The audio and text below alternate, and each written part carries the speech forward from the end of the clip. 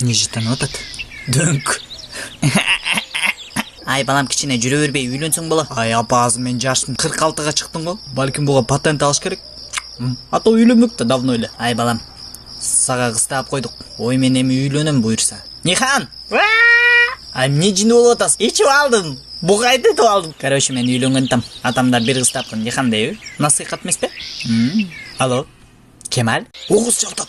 Кемал кыргыз слушайт. Шүмшүк, сага жана чалсам албай койдуң го? Просто жана мен туалетте отургам тияктачы. Анан телефонум түшүп кетесин деп курткама салып алгам. Эмкиде жаның алып жүрчү, суранча жакында үйлөнөбүз. Албетте үйлөнөбүз.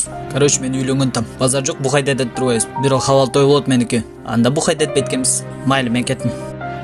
Алды колуң сазып атат. Хотя колуң жууп алчу уктуңбу? Өзүм жетим ушундай меники.